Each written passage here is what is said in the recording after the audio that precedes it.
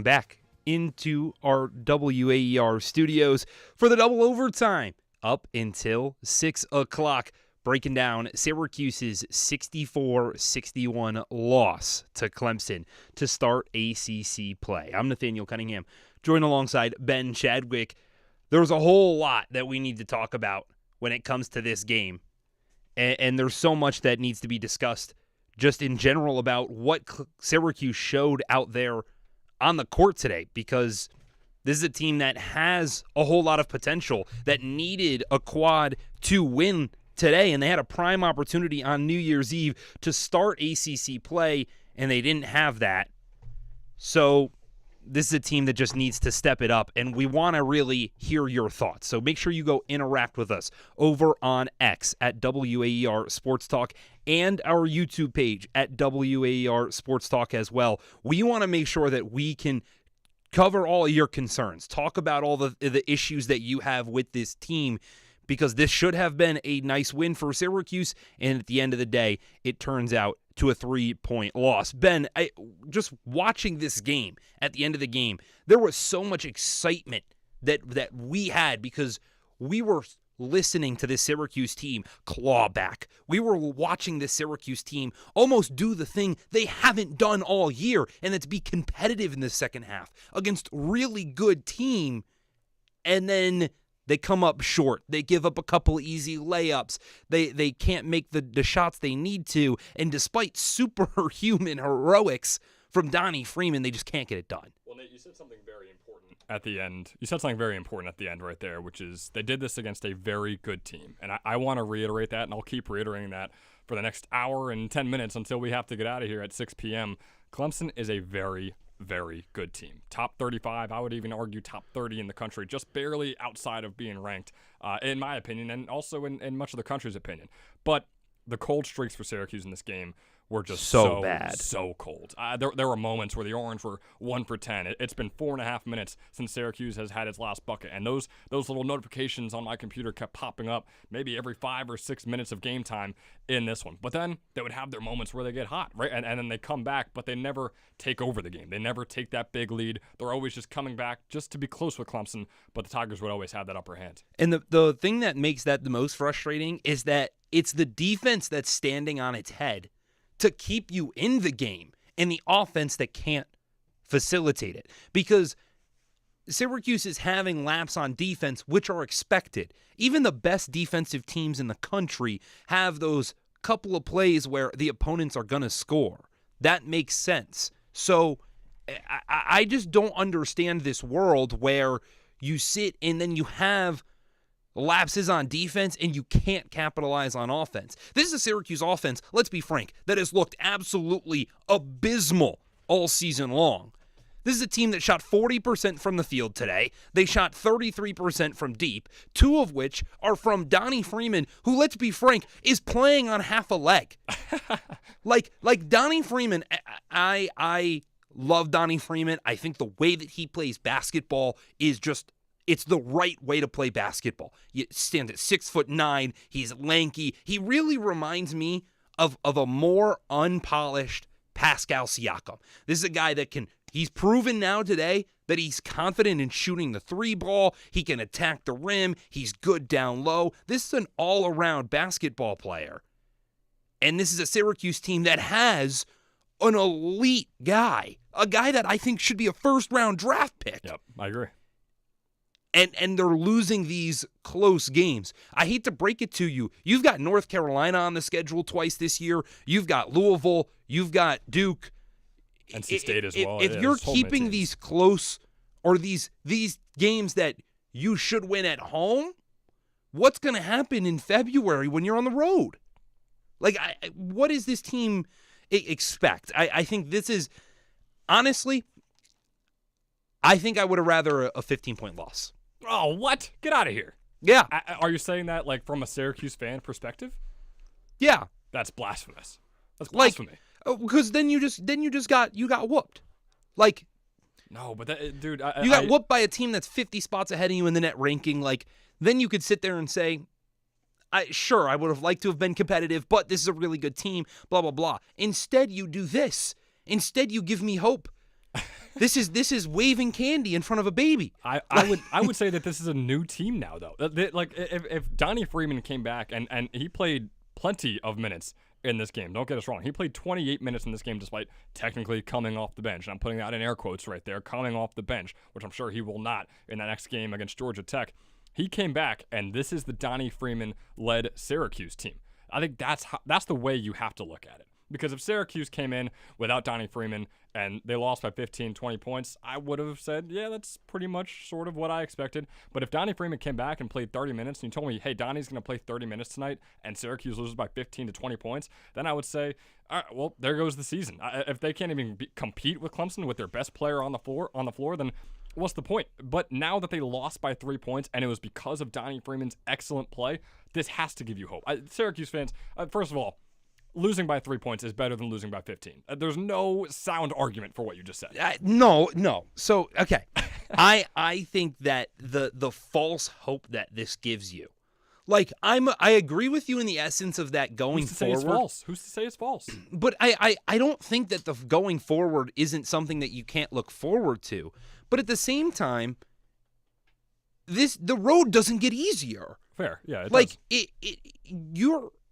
this is a team that, and this has happened time and time again, just in college basketball. You need to play your best basketball at the end of February. I do not care what anybody says. As you can realistically, like, look at NC State a couple years ago. Yeah. They were terrible. And they got really hot in the middle of February, went through, they got into the ACC tournament, won the ACC tournament, got into the NCAA tournament, went to the Final Four. Yep. Like, it doesn't matter what you do in this time, but you've got to look like you can do something. NC State looked like they could do something. So I'd almost rather just like... Did Syracuse not look like they could do something here?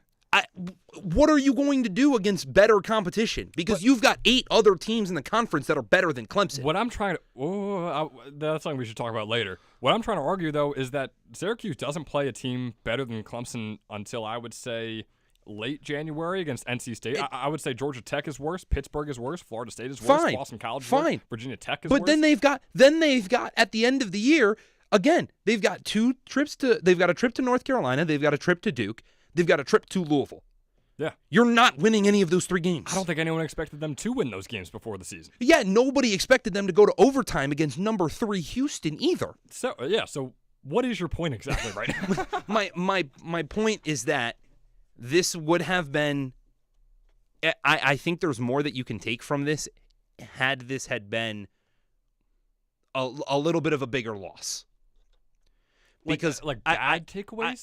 Yes, because I think there's more things. Like, what does this team need to do to fix this? What does this team need to do to fix? They need to surround the surrounding talent around Donnie Freeman has to step up more than they did. Okay, so they just need to be better.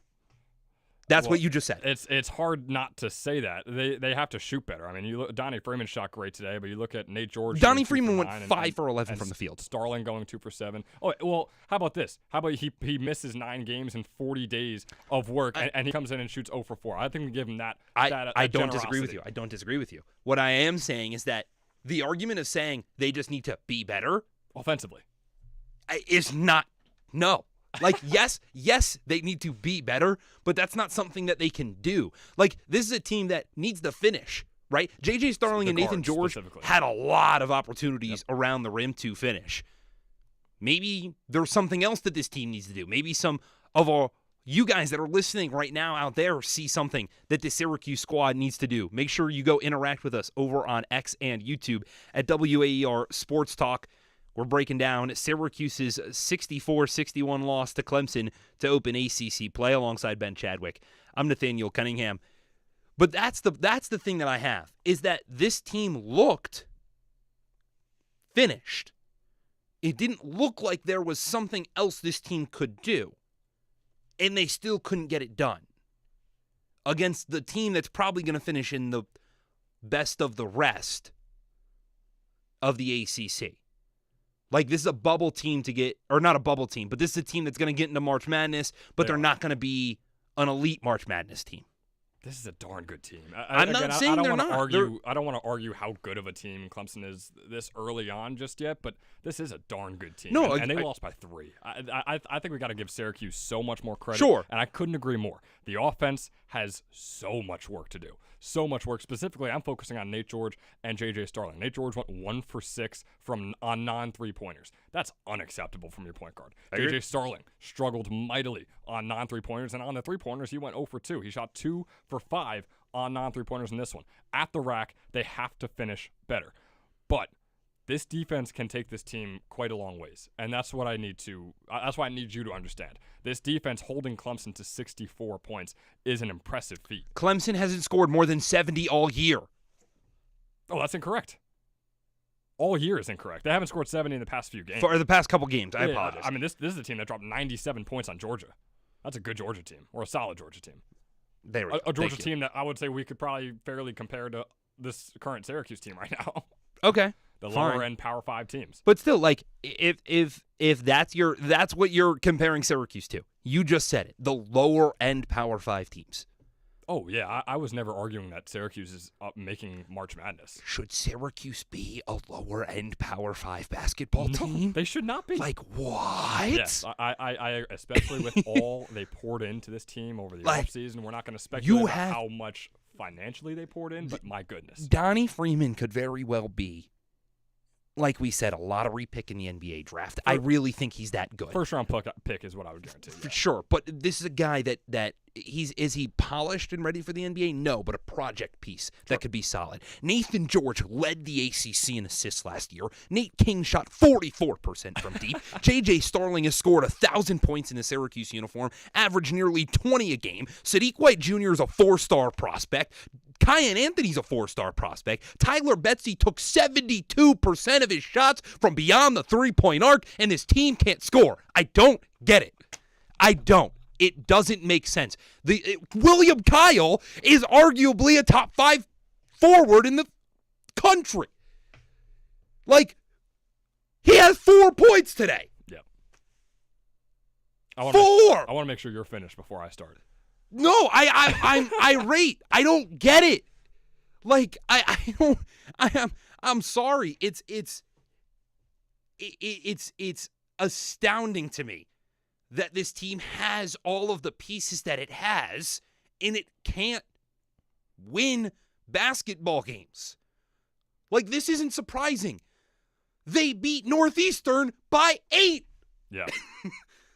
Like, what are we doing? I think at the end of the day, what we're discovering about this team, outside of the singular game against Iowa State where they lost by 31 points, because Iowa State is one of the best teams in the country, you can argue the best. They also played 3 games in 72 hours. Yeah, exactly. And they played that game so early on that day, and we woke up so early on that day as well for our coverage here at WAER. But outside of that game, it seems like Syracuse has just sort of turned into a team that plays down to whatever competition it plays, and against a team like Clemson, who is flat out better than Syracuse basketball, plays up against a team like Clemson. But even if they play up, they can't win. Like, but there's moments where they do, because they beat Tennessee 62-60. What game have they? Tennessee. Oh, Tennessee. Okay, they beat Tennessee, and I'm pretty sure they got outside. I'm pretty sure they got outscored in the second half. No. Of that Tennessee game, you might be right. I don't have the exact. I'll double check that. Sure, but I think what you are arguing and what I am sort of tending to agree with you on is that they've had, I would say, 5 chances to beat an impressive basketball team that you could argue is better than them in some sort of way, and they've won one of those games. It didn't look pretty. And it did not look pretty. It did not look pretty against Tennessee, although Tennessee is a fantastic team and is much better on paper than Syracuse. I mean, they went to overtime and lost against Houston. They lost by double digits to Kansas, lost by 30 to Iowa State, lost today to Clemson by 3, and also tack on another loss to Hofstra, who is maybe not even a top 100 team in the country. Who knows what Hofstra is. But this team just tends to play up to competition when they can. Against a team like Iowa State, again, that was a team they never had a chance against. But they could play up to Clemson, and they can play down to Hofstra. And that's just what this season might turn into. They might play down to a team like Georgia Tech, who has not looked impressive this year. They might play up against a team like North Carolina or Virginia when that time comes in late January. We don't know And it's just a matter of, hey, it seems like they're going to make these games close because they have in the past. They've proven, hey, we can make these games close, but it's just a matter of when crunch time comes around, can they cap it off with the W and with the green W on that record sheet? So far, they've done a rough job of it. Yeah, they've done a really rough job, and we started to have this conversation about whether or not this is a team that can score. And somebody over on our Twitter at WAER Sports Talk, which if you aren't following, you aren't interacting with, go do it. But Micah commented, how do you get out-coached out of every timeout? Which I think is an interesting conversation that myself, Nathaniel Cunningham, Ben Chadwick can have as we're breaking down Syracuse's 64-61 loss to Clemson. Thanks for that interaction, by the way, over on X. We want to continue to have that happen throughout our double overtime up until 6 o'clock. But that's a really good point. Syracuse, it does not look good out of timeouts. They really don't. And I saw this stat, and I wanted to take a deeper dive into it because there's a way to look at how efficient teams are out of timeouts, or they call them ATOs. Sure. And this stat was using NBA data, but then one showed college data, and there was some Division II team that was like 3 times better on offense out of timeouts the entire year than they were not. And I'm like, man, that's a really good coach. Yeah. Like, your coach has got to be the guy that is getting you set, getting you ready, that out of the timeout for the next play, 2 plays, 7 plays, you're all set up and ready to go. Syracuse didn't look good out of any timeout today. And it's not the player's fault. Oh, do we want to start that conversation right now, this early in the season? It's a topic that will get touched on at some point in the future for Syracuse. His leash is getting shorter and shorter by the day. As long as these losses keep racking up, I would agree. But I think what we should focus on is the fact that Syracuse, out of the timeout, they don't look great because this is a team that, like, when it comes to structured and, like, play calling basketball, look, it might be the game calling, the gameplay, the game calling from whatever coach is drawing up the plays, or it could be on the players not executing. But it just seems like when it gets to let's just find someone open and get an open shot up, that's what this team thrives on because they have so much talent. But when it comes to just calling plays and drawing stuff up, the offense has been non-existent. But when they play hero ball, when one guy calls an ISO or they just call a screen and do a simple pick and roll, that's the only times I've ever seen or listened to the offense have success this season. That's just not sustainable over 40 minutes of basketball. We agree that the Syracuse offense has not been impressive in any sort of way throughout the season so far. I don't understand how as a coaching staff, as a basketball team, as a program, like go walk into like a high school gym and just like and that's not me saying it in a way that's meant to be demeaning. That's simply me in saying like every coach in America in high school is always preaching like this fundamentals. They've got maybe it's 6, 7, 8, and 12 plays, whatever, that they have that are just drilled down to the knowledge. They run them each and every time. It looks like the only play Syracuse has out there is a high pick and roll. And to me, that just doesn't make sense. To me, it just doesn't add up in the whole scheme of things. But there's still a whole lot that we have to talk about here on the double overtime. We're going to have you up until 6 o'clock. So still a whole lot of time that you can go interact with us over on X at WAER Sports Talk as well. When we come back, though, we're going to try to really talk about how does this set Syracuse up for the rest of the ACC schedule going forward. We know we hit on it a little bit, but moving forward, how does it go? As well as kind of breaking down some more of the X's and O's on the other side. You won't want to miss it. When it comes to the U.S.-China relationship in 2026, there are 3 T's involved: tech, tariffs, and Taiwan. Just this week, the Chinese launched massive military exercises encircling the island of Taiwan. This was a direct warning. A former ambassador shares his insight on the world's 2 biggest superpowers. That's on the next morning edition from NPR News. Tomorrow morning from 5 to 9 on WAER.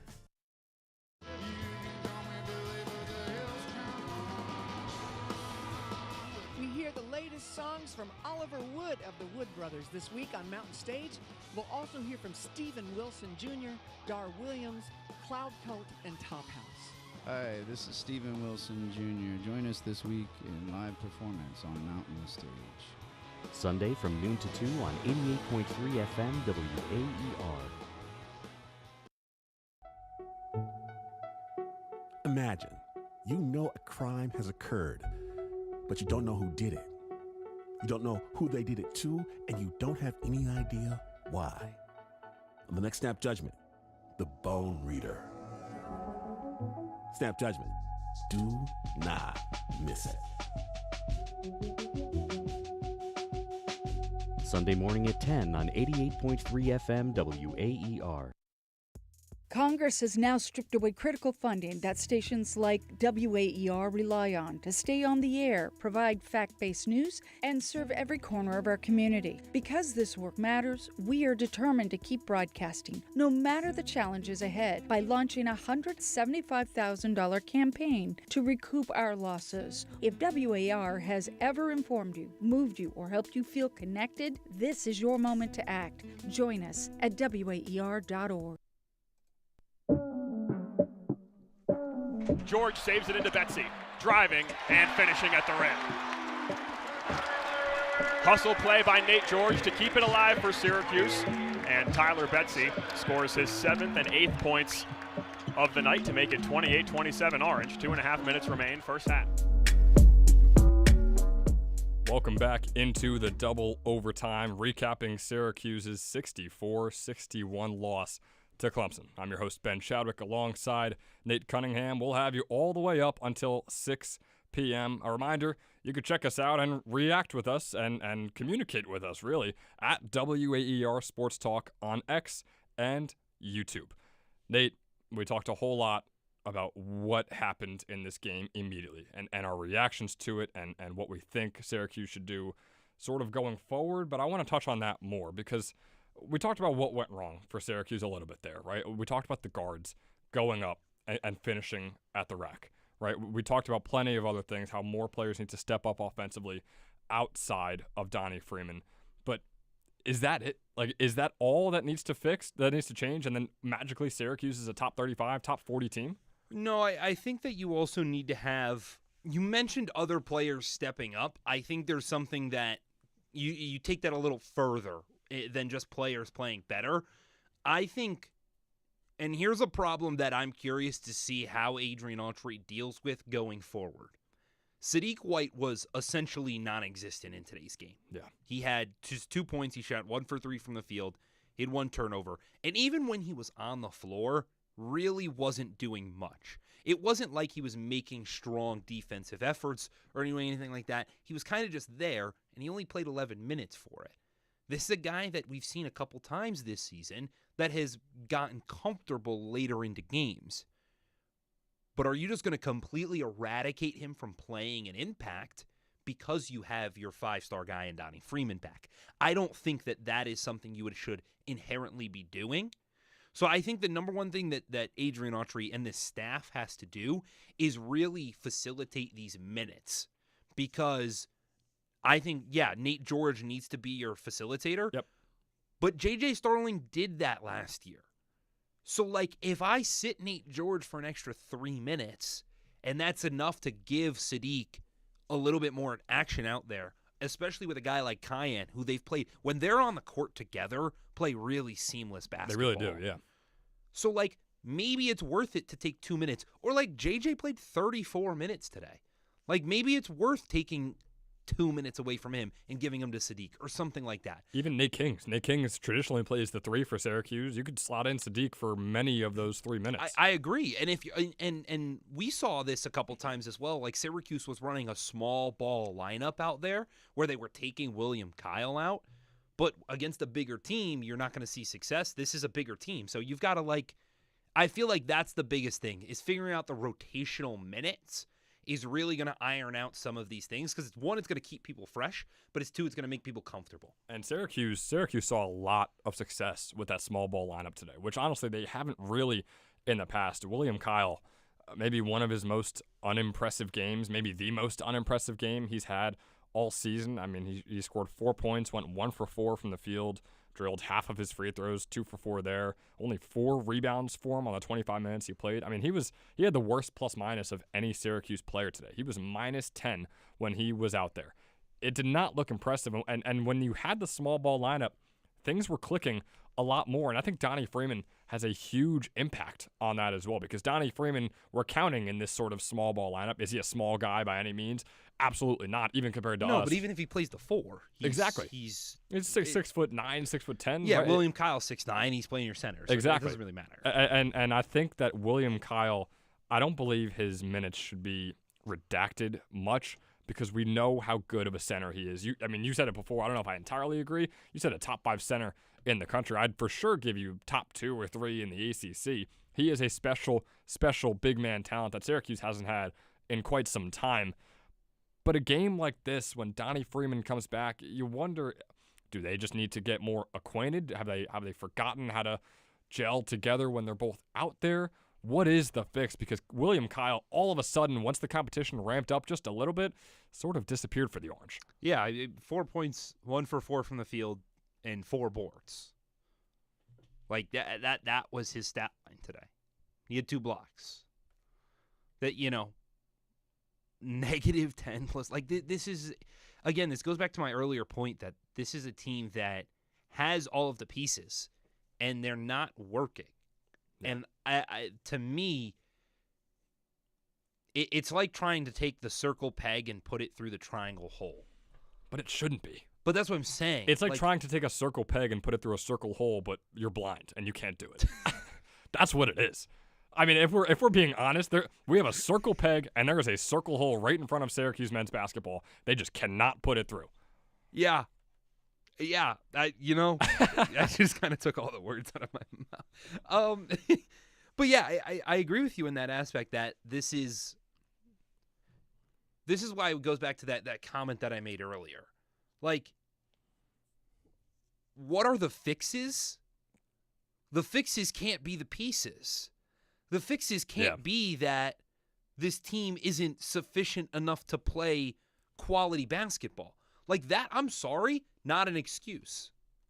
And I'm curious what our audience has to say about that, too. I mean, Syracuse and Clemson, Syracuse losing this one 61-64 against the Tigers and fall to 9-5, while Clemson jumps up to 11-3. Again, check us out at WAER Sports Talk on X and YouTube. Interact with us. We'd love to hear from you over there. Again, this is Ben Chadwick joined with Nick Cunningham. I think you make a great point there, because there are a lot of fixes, and what I sort of said before when I just said, yeah, I mean, the guys that are really talented and are highly rated recruits or were great on their last team before they transferred over to Syracuse, they just got to look like that. But that's such an easy thing to say, and apparently is much harder to execute out on the floor. So saying that a fix for Syracuse is just these guys got to step it up, I do agree with you. It's not the fix, but what is the fix? We can't just say J.J. Starling and Nate George, you guys got to finish better. So there's got to be more. But again, so this goes to my point, and my point real quick about just overarching what this is if the argument last year. Okay, so let's go through this in its entirety. Yep. Jim Boeheim decides he is going to retire and leave Syracuse men's basketball. Adrian Autry takes the program without his team. It's not. The team is... It is essentially an extension of Jim Boeheim's. He hasn't had the time to recruit, doesn't bring in the stars that he wants to. It's Jim Boeheim's team with Autry as the coach. Sure. Fine. Last year, first year under Autry, where it is his team, you get your guys don't work out. Guys don't play the way you thought they were going to play, whatever. This year, you go get guys that are established. Yeah. Right? They proved themselves. The transfers that came into this team weren't guys like they had the year before where they play limited minutes or they played at smaller schools. These are Power 5 guys that play at an elite level that know what it's like to play at that level. And for some example, I mean, we talked about it before. Nate George was an elite playmaker at Georgia Tech. Nate Kings was one of the best three-point shooters in the entire country at Oregon State. William Kyle had so much promise when he showed in his last school as well. I agree with you. And then you have that this year, and the same problems happening. So now, in my mind, I think like a scientist in this essence. Do you? Let's hear it. Yeah. So in science, right, you have a dependent variable and an independent variable. Oh, my goodness. What is happening on WAER? Right? And you change one that is supposed to impact the other, right? So we've changed one thing, and the outcome didn't change. So then we changed another thing, and the outcome didn't change. And we've changed a third thing now, and the outcome didn't change. So there's got to be something in between that is the problem. That something happens to be the guy that's sitting on the bench. I'm not saying he isn't good at what he does. I think Adrian Autry is an excellent recruiter. I think this is a guy that is 100% a great coach. Nor do I think he should lose his job. I think when it comes to the plays that are happening on the floor, they aren't to the standard that they need to be. Nate Cunningham is getting scientific here on the double overtime to try and diagnose the problems with Syracuse men's basketball. We're coming up on another break, but don't go anywhere. You heard him in the first half. Nick Evans is joining us here on our Ostrom Avenue studios to talk all about the things he saw inside the Dome today. We'll be right back. I listen to Bullseye so that I can pretend that I actually know what's going on in the culture and find bands and books and movies and music I love. I'm Jesse Thorne. This week, Johnny Knoxville, the Jackass legend, talks about a lifetime of doing pranks. Plus, I'll talk with groundbreaking singer and violinist Sudan Archives. That's on the next Bullseye from MaximumFun.org and NPR. Sunday morning at 11 on WAER. Running away, I'm at a loss of what to say to you. Then another night, I give up the fight. Will it be alright? Slow down and enjoy the ride. I'm Kathy Mattea. Join us each week on Mountain Stage, live performance radio from NPR. Sunday from noon to 2 on 88.3 FM WAER. The Ostrom Avenue Podcast, breaking down Syracuse athletics. The students rush the field. The Orange are bowl eligible and 6-0 for just the third time in the last 87 years. And interviewing the industry's experts. We are now joined by a very special guest. It's Emily Leiker of Syracuse.com. Check out video interviews on YouTube at Ostrom Avenue Podcast and weekly episodes on WAER.org or wherever you get your podcasts. George, the point guard, crosses from his left to his right. Over to Freeman, right wing three. Oh my goodness, he buries it.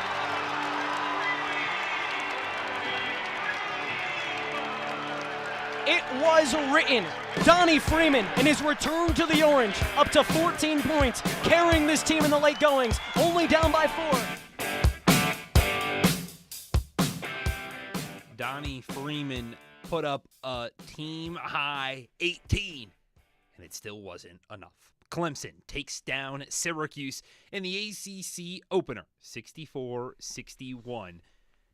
The Tigers come out on top. Alongside Ben Chadwick, I'm Nathaniel Cunningham. We're here on the double overtime for just another 40 minutes. We want to make sure if you guys have some thoughts that you are letting us know. Go interact with us over on X and YouTube at WAER Sports Talk. We told you a little earlier we were going to be joined by a very special guest. That guest has arrived. It was one of our play-by-play broadcasters for the game in that first half, Nick Evans. Nick, how you doing? Hey, guys. How about that game? What a blast. Yeah. I mean, that was theater, man. There is no question about it. Maybe I think you could argue the most entertaining Syracuse basketball game all season. You know, obviously, these fans certainly would have liked it to have been a win, and it almost was. The Orange couldn't quite come out on top in just, a wild, electric finish.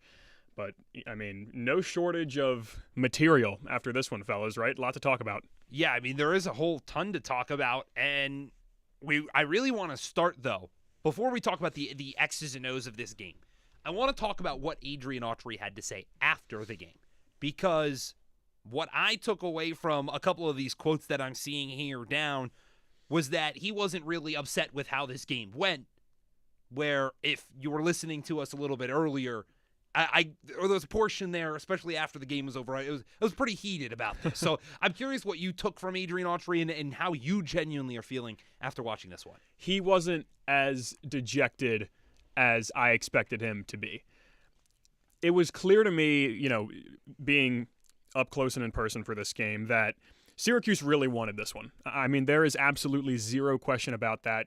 This team had fight in this game. They played extremely hard. They ramped up the intensity as the game went on. You could see it in their body language. You can see it with Donnie Freeman's body language. You can see it with, Coach Autry himself on the bench. I mean, he was animated. He was yelling. He was, waving his hands and just doing everything that he usually does, but I would argue even more intensified than usual in this one. They clearly really, really, really wanted this win. And so when they didn't get it, and it comes down to the Freeman three that just misses off the right side of the rim, I figured that Coach Autry would walk into the press conference in a really, really bad mood. And don't get me wrong, I mean, he wasn't, jumping for joy into the media room, certainly not. But I do think that he saw the positives in this game. First of all, I think he is relieved, and aren't we all, to have Donnie Freeman back.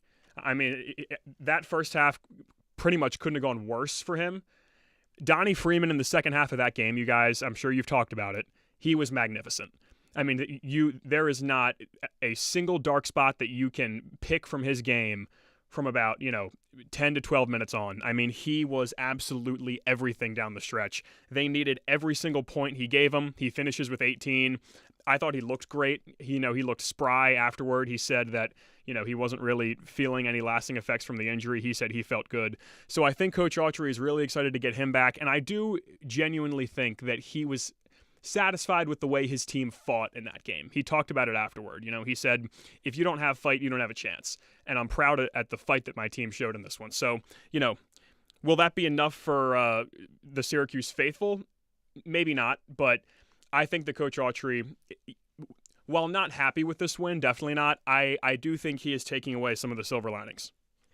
Yeah, and Nick, I'm interested. You talked about Donnie Freeman there, and yeah, the first half and second half were stark differences. I mean, he had 0 points, went 0 for 5 from the field in that first half. Second half rolls around, scored all 18 of his points, went 5 for 6, a couple of threes to his name, and 6 free throws as well. I'm curious what you saw, especially being on the call for that first half. Donnie Freeman, was it just rust? Was it purely rust that he just had to shake off? And also, he was wearing that full leg sleeve on that right leg. If there was anything you could tell that was different about his game today than maybe in the Monmouth game 45 days ago at this point. I thought he looked good the entire time, Ben. He looked spry, springy, explosive. I didn't have any, I was obviously keeping a watchful eye on that because I wanted to see how he looked physically, and I thought he looked fine. And he said, again, he said after the game that he felt great out there. Now, in that first half, his touches pretty much exclusively came on high post entries. Now, he likes getting the ball in those spots, but I think his game really opens up when you let him step beyond the arc and take a few, and when he makes a few. It really opens his game up when he, gets the ball inside on the porch, point blank range, 3 to 5 feet away, and he can, play his little floater game, get layups and dunks. I think that's really when his game opens up offensively. Donnie Freeman, to me, is an okay, not elite shot creator. I think ideally you have him picking and popping. Ideally you have him playing, the dunker spot, right? And when you give it to him in the high post, like they did, probably 4 or 5, maybe 6 times in that first half, you're relying on him to create something on his own, right? Because a post-up is essentially an isolation play. Now it's not, one-on-one, defender has his back to the basket and you're looking him in his eye.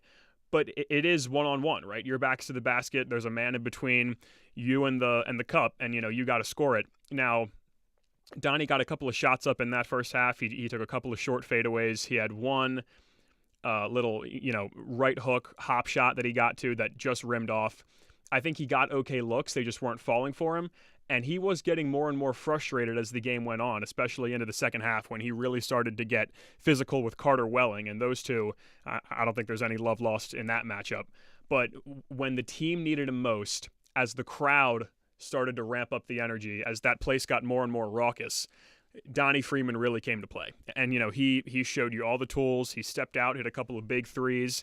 He was getting his points inside. Once he got that first little floater to trickle in from the right block in that second half, that was when it all kind of started to open up for him. I think you really have to be happy with what you saw from him today. And, I really don't think you can understate how big getting him back is, right? Because, me and Jish talked about it early on in the broadcast. Syracuse, Donnie's last game was Monmouth, right? That was Starling's first game back after his early season injury. So this was the second game all year they've played at full strength, really. Once Starling leaves that opening game 3 minutes in against Binghamton, this team hasn't had all their horses. Tonight they did, and they take a really good Clemson squad down to the wire. I think that is the bright spot tonight. There's no question if you're a Syracuse fan. Donnie Freeman's back, and he looks great. Nick Evans doesn't think this is the worst thing that could have happened to Syracuse today as a loss against Clemson. Maybe you guys disagree. Make sure you go interact with us over on X at WAER Sports Talk and our YouTube as well at WAER Sports Talk. Ben Chadwick, I'm Nathaniel Cunningham. We've got you on the double overtime up until 6 o'clock, just half an hour to go, but we still got Nick Evans, one of our play-by-play voices, who, like you just heard him there, saying that doesn't think this is the biggest concern, but I'm going to fire back at you. Okay.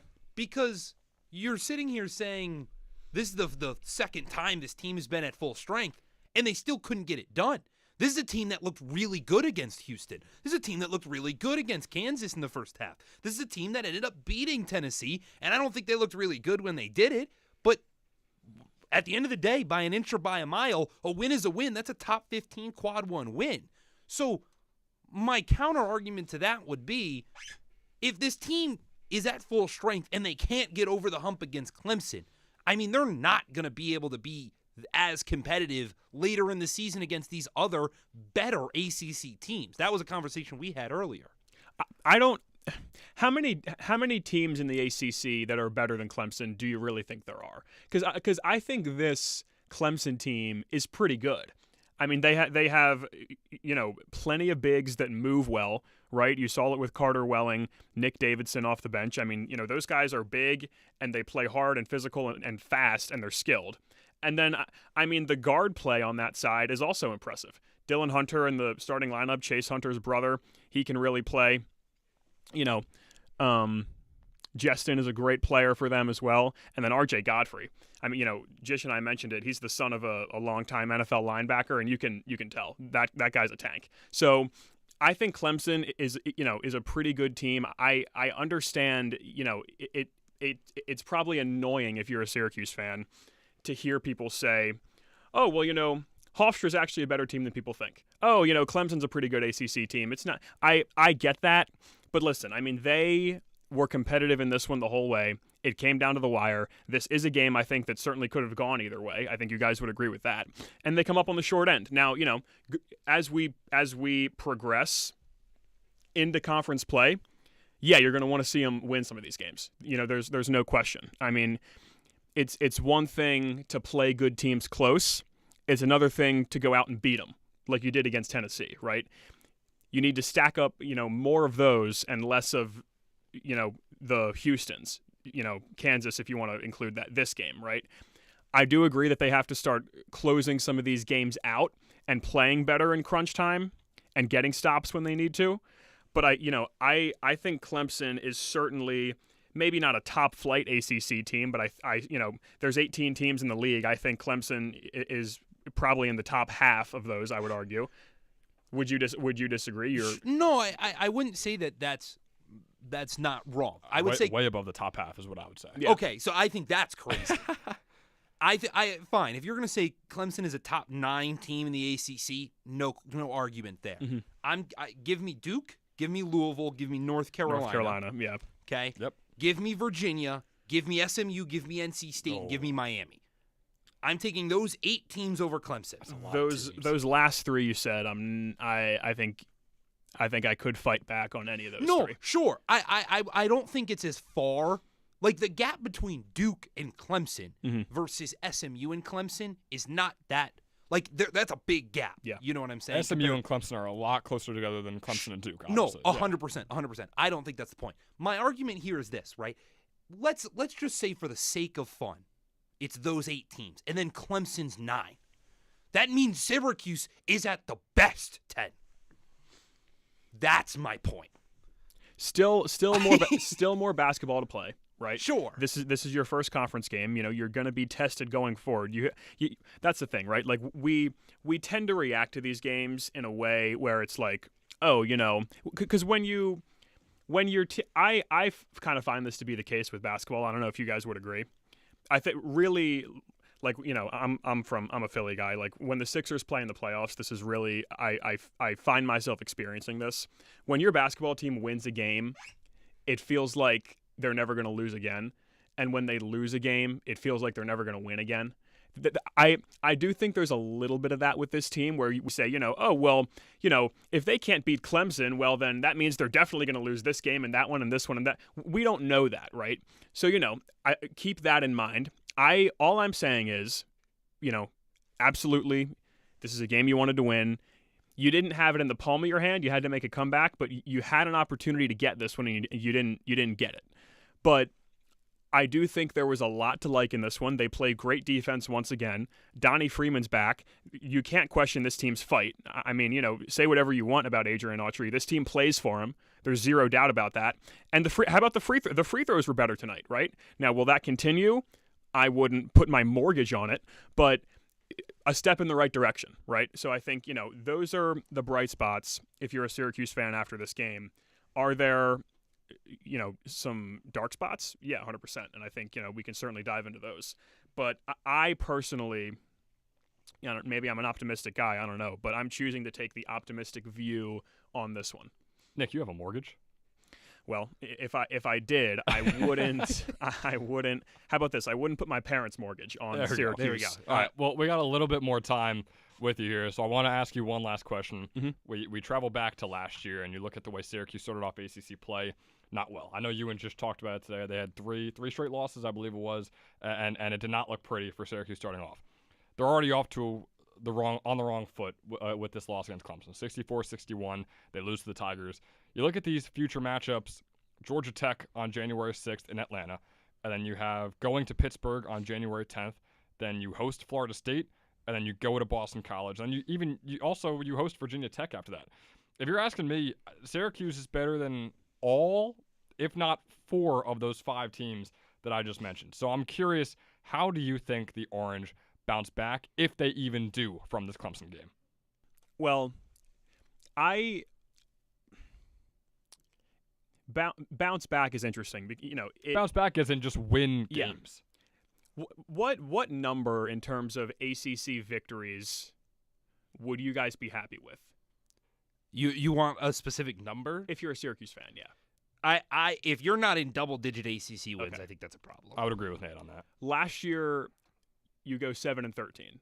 We all agree that's not good enough. Correct. Okay. You no matter what, you should never be below 500. Yeah.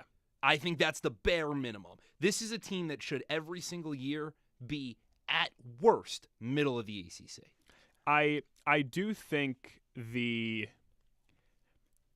good part, the good feature of this schedule, if you're a Syracuse fan, is a lot of the matchups that you really expect to be tough right now, those ranked opponents, a lot of them come like a month from now and later, right?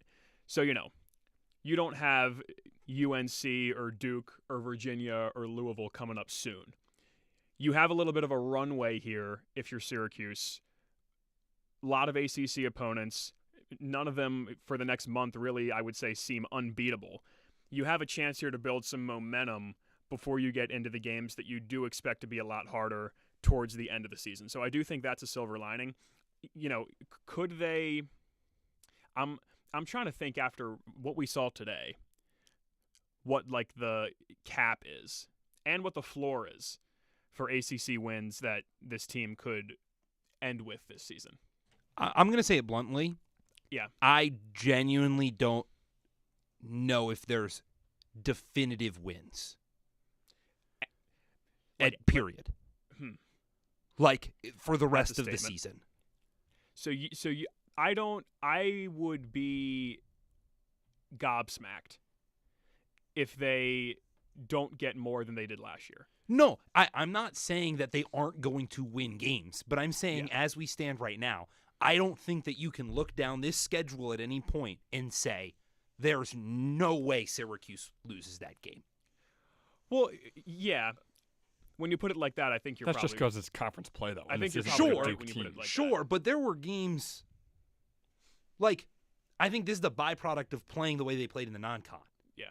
Like, when you win by 8 to Northeastern, I have no confidence that you can beat anybody no matter what the level is. Well, we don't know. This team doesn't have an identity. They beat Tennessee and they lost to Hofstra. Sure. So like we're shooting in the dark right now. Correct. But that's my point. Is that going forward, you're walking through nothingness. Yeah. Because you just don't have anything.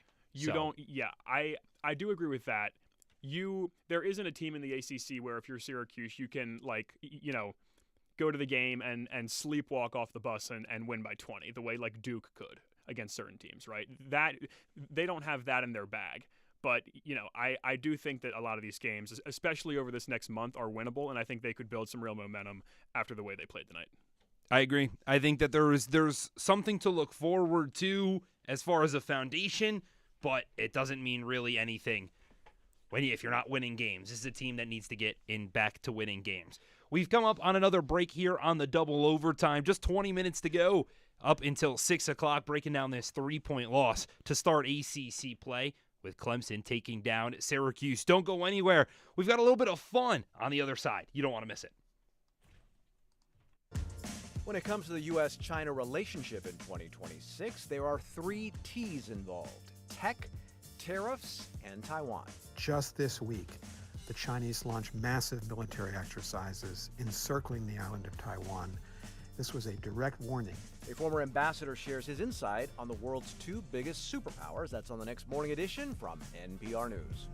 Tomorrow morning from 5 to 9 on WAER. NewsHour from the BBC brings you interviews, news and analysis of the day's top global events. What's going on? What happens next? Let's get more on our top story now. With reporters across the world covering stories when they happen, wherever they happen. This place is so remote that it's hard to imagine it as the front line of a major geopolitical row. NewsHour from the BBC. Weekdays after morning edition at 9 on WAER, your local NPR station.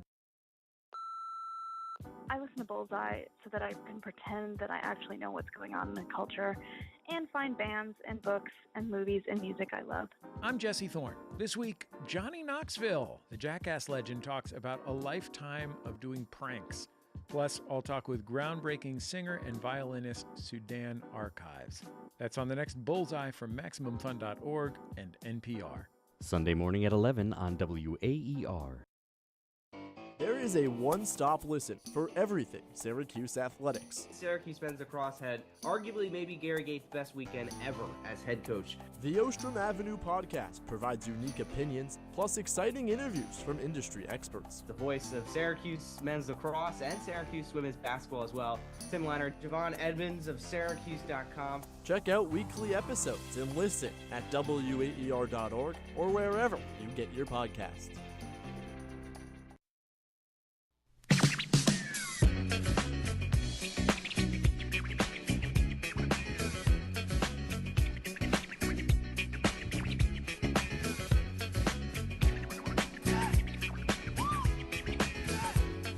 Hello and welcome back into our Ostrom Avenue studios for the double overtime with your hosts Ben Chadwick, myself, and Nate Cunningham right in front of me.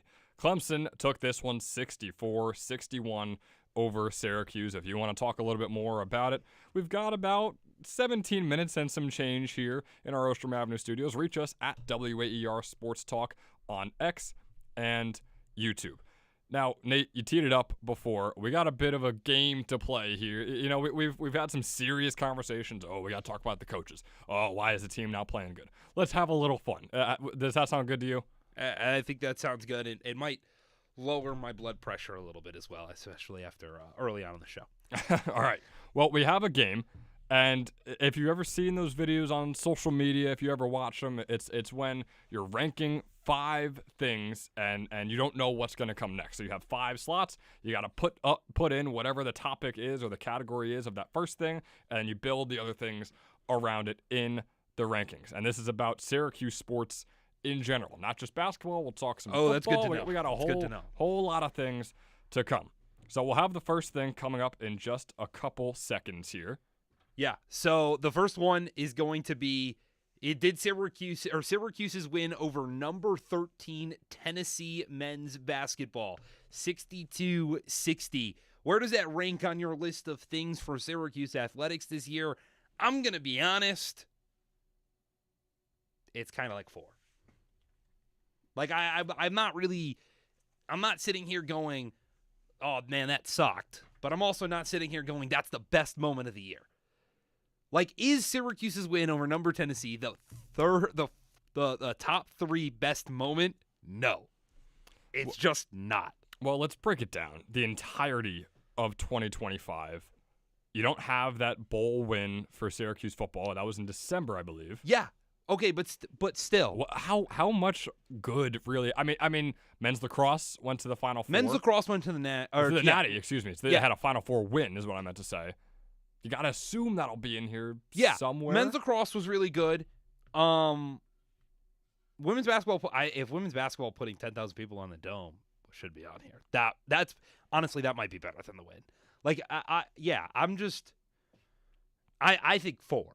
And also, we're ranking this on memorable moments. Correct. Not how good or how bad they were for Syracuse, just how memorable they were. A court storming is pretty memorable, man. They did it last year against North Carolina. That was a bigger win than this one was. Okay, you know what? I will agree on 4 then. Let's go with 4. Okay, so Syracuse over number 13 Tennessee. 4, there it is. We talked about it. SU men's lacrosse returns to championship weekend. They beat Harvard and Princeton, but then they lost to Maryland. What are your thoughts on this one? Syracuse men's lacrosse going to the championship. This is the team that is always consistent for Syracuse sports. Basketball, we've talked about it for quite some time today, is not the team to be relying on for your happiness and your positiveness in your life if you are a Syracuse sports fan. Football had a really, really high up last year and a really, really low this year. Men's lacrosse is always the consistent one, so finally seeing them go the distance, not winning it all, but going the distance to that Natty game was pretty Say it's the best. I'd big. say it's the best moment since Syracuse men's lacrosse won the national championship in 2022. And how memorable was it? I would say a 2 or a 3. That was my thought too. 2? I thought 2. I think this is the return of Syracuse men's lacrosse. This is finally everybody kind of floating around. People were questioning if Gary Gate was the guy. Finally, Syracuse is back. They're playing on championship weekend. And again, that's championship weekend, not the national championship. No, we were misspeaking before. The Final Four is yes, what we were meaning but to still, say. Yeah, exactly. You make the Final Four, you can sit here and say the season is a success, and for ultimately the most luxurious program in college lacrosse, pretty solid as far as I'm concerned. So, yeah, Syracuse men's lacrosse makes it back to championship weekend. I think that's easy number 2. We're going to put that at number 2. Number 3, what we have right here is Syracuse men's basketball missing March Madness for the 4th straight year this past March, 9 months ago. How memorable is that? This is the first time that a Syracuse class did not see a March Madness tournament in, I believe, 20 to 30 years. I mean, it was a long time for a class. The 60s. 1960s. So 20 or 30 years and then double that. This is one. It's unequivocally one. Because think about the words that just came out of my mouth. A Syracuse class. That means a student decided, I'm going to travel to Syracuse University. I'm going to go live in Syracuse. I'm going to go attend school at Syracuse. For their 4 years in Syracuse, a basketball school, they did not make March Madness once? Yeah, no, I'm sorry. It is the first time it's happened in more than like my grandparents' life. Yeah, I'm chalking that as the most memorable moment. Like, that is something that the seniors that graduated last year have to deal with. No, it is unequivocally the most memorable moment. I don't think I'm going to have much qualms with you there because when you said it perfectly. Like, when you come to Syracuse and you think about sports, at least 5 to 10 years ago, all you thought about was basketball. And then you would think about, hey, the lacrosse team is also very good. But when it comes to those big, big sports in America, basketball is bigger than lacrosse. And people knew Syracuse for its basketball team. Correct. They knew Syracuse for its March Madness runs, its championship that they got with Jim Boeheim. Finally, and going to the Final Four and the Elite Eight constantly, nonstop, week in and week out, or year in and year out. And then you go 4 straight years without making the tournament, and there's a lot to wonder about if they'll make the tournament this time as well. I'm going to agree with you. Number 1 on our list is going to be men's basketball missing March Madness for the 4th straight time. Now, we have our 4th topic, and that is women's lacrosse player Emma Ward breaking the all-time Syracuse assist record with 169 total assists. Now, to update the audience, we have number 3 and number 5 left on our rankings. Number 1 is men's basketball missing the tournament for the 4th straight time. 2 is men's lacrosse making it to the Final Four. And number 4 is men's basketball's win over Tennessee just a few weeks ago. I think anytime anybody breaks an all-time record in a program that's also been as good as Syracuse women's lacrosse has been, you would be silly to not put it 3. So, well, at this point, I would like to think of what else could be here. What other memorable moments should we compare? Haven't gotten Emma a football Ward? one. So, and if the bowl game happened in December, what happened this season in football? Steve Angeli got injured, which could be the thing. Syracuse got beat by 63 to Notre Dame, which could be the thing. But anything again, that bowl game was in 2024, December 27th. Yeah. So, but even that, like anything that happened this year to Syracuse football, I don't think is more impressive than Emma Ward being Syracuse women's lacrosse's all-time leader in assists. Because, like, if it's, let's say it's the Angeli injury, there's nothing you can do. An injury's an injury. If it's the loss where you got blown out by 60, like, nobody's talking about that. I haven't heard anybody bring that up. We don't know. For me, I'm saying that the Angeli injury was more memorable because how hot that team seemed to be getting. So for that reason alone, I would say to put Emma Ward's assist record at 5. Now, I wish we had men's basketball's win over Tennessee at 5, and we could put Emma Ward at 4, but that is what I would say at this point. I mean, if you want to put it at 5, we can put it at 5, but I just don't think that's right. Okay. I think that nothing in this football season is, like I said, is of the value of what.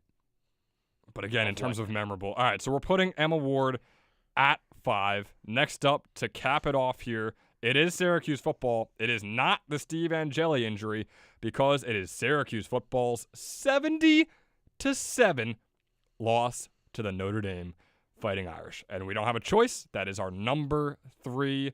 That is number 3 in our ranking. So there you have it. And it listen, like, is it a bad loss? I think it's up there. It's a top 5 loss in program history. Now I wish I didn't put Emma Ward at 5. I wish I put Emma Ward at 3. Thank you. Well, you didn't know what no, this was going to be.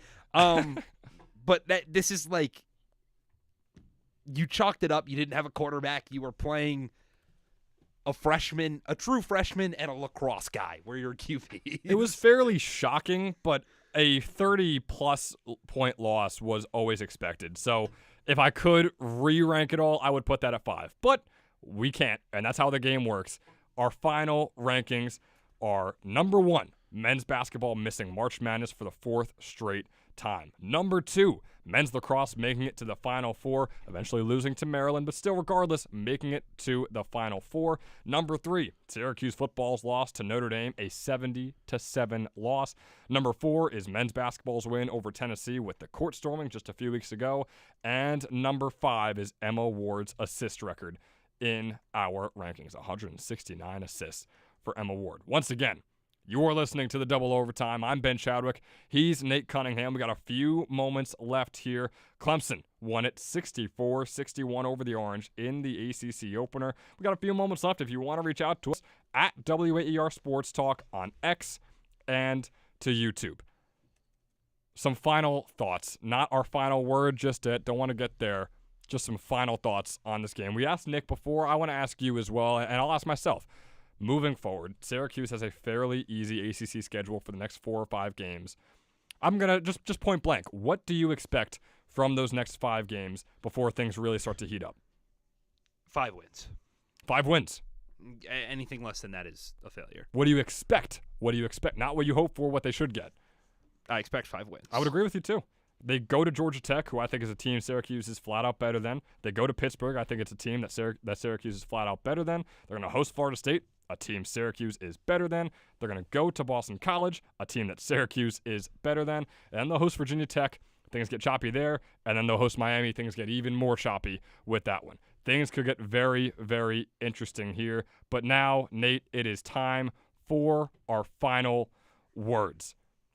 There was a lot to break down in this game. We had a whole lot of highs from this one. Talk about Donnie Freeman, a whole lot of lows, just overall Syracuse losing the game, and you went on 2 or 3 rants across this show. I don't know. I think it might have been a new record for you when we were breaking this one down. Hey, I'm known for a good monologue. But my final word is going, you know what? Yeah, my final word is going to be that if you believe in moral victories and pulling positives from losses like this one, then you got one tonight. This was a moral victory for Syracuse men's basketball. We were talking to Nick Evans before, and we were breaking it down as well. And although you don't think Clemson ranks that highly in the ACC, this is a darn good Tigers team. Just like they have been in several years past, they are this year as well. I think they're a top 30 to 35 at the worst team in the entire country. Syracuse lost by 3 to them today. Without their star player starting, although he did lead them in points and rebounds today, and he came big in the final moments. This was a moral victory for the Orange. It's not a game that they were ever supposed to win, and they lost it by 3. That is impressive, and that is better than many expected for Syracuse in this game against Clemson. 64-61, the final score. That shows me that the defense is March Madness level. We broke it down before. Can the offense reach March Madness level? We'll have to find out in these next 5 games if they can actually win some of those games and really put up 75, 80, 85 points. But the defense is March Madness level. Donnie Freeman is all the way back. He is all the way back. He'll start from here on out, barring any injuries. You got to hope that he stays healthy the rest of the year. But with Donnie Freeman, this team can win so many games and close games at that as well, and they could really make a push at the end of the schedule. You're saying if you believe in moral victories, Syracuse has got one? Well, I don't believe in moral victories. I believe in actual victories, which kind of brings me to my point. I'm sat here right in this chair, and I'd like you to kind of grab this, and we got to strap in because it's an uphill battle the rest of the year, and you've got to get ready. All right, this is a team that has not proven to me that they can get over the hump of beating the good teams. The Tennessee was not a good win. It was not a clean win. Let me rephrase it. It was a win, not a clean win. You couldn't beat Tennessee, or you couldn't beat Kansas. You couldn't beat Houston. You got blown out by Iowa State. Now you're losing to Clemson. You could only beat some non-conference opponents by less than double digits. This is a team that looks unpolished. This is a team that doesn't look like they have any bit of offense. This is a team that has struggled on so many fronts that although Donnie Freeman looks like a first-round draft pick in the NBA, that although this team has the last year's leader in assists in the ACC, although this team has a guy that shot over 40% from triple, a couple of 4-star recruits, elite-level talent, this team can't get it done. So I think there's an uphill battle from this team, and they just need to understand that there's so much more that needs to be done. A lot that needs to be done for Syracuse men's basketball after its 64-61 loss to the Clemson Tigers inside the JMA Wireless Dome. We had Nick Evans and Jish Sokolsky on the call at their absolute best on the mic tonight. If only the Orange were also on their absolute best. Oh, how the conversation could have been different, Nate.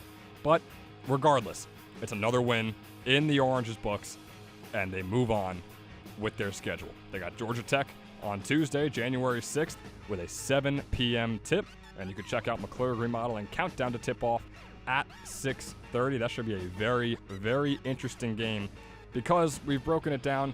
Can Syracuse win those games that they're supposed to win, or will they continue to play up to the better opponents and play down to their worse opponents?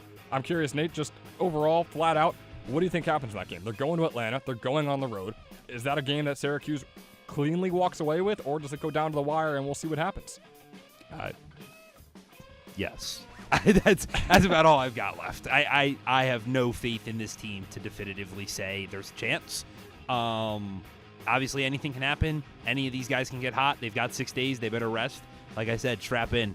The ACC's not easy to win in. They've got to do it. Well, it's good that you're saving your voice because we'll hear it after that game. You'll be on the double overtime with Luke Burgess going up until 11 p.m. Again, that is a 7 p.m. tip against Georgia Tech down in Atlanta. You've been listening to the double overtime on WAER Syracuse. A couple thank yous to hand out. Once again, to our play-by-play men, Nick Evans and Jish Sokolsky, our producer, Drew Albaugh, our engineer, right next to me, Nate Cunningham. You've been doing a pretty okay job over there, I would say, right? Fair enough. You've been doing That's solid. It's understandable. And our desk members here at WAER Sports Talk, Nate Martin, Josh Solomon, and Jake Bowen. This has been the double overtime on WAER Syracuse. For Nate Cunningham and myself, Ben Chadwick, have a great night, Syracuse.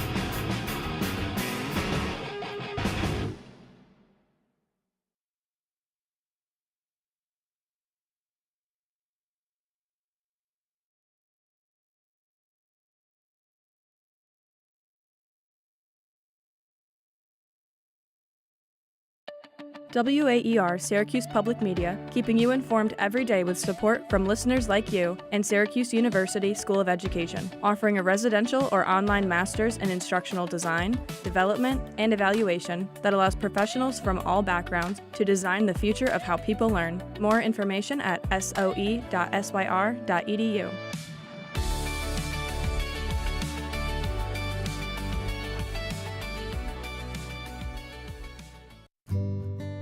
WAER Syracuse Public Media keeps you informed daily with support from our members and Judy Winslow, connecting you to your home and community with Hunt Real Estate. Learn more at judywinslowrealtor.com or by text or phone at 315-682-1950.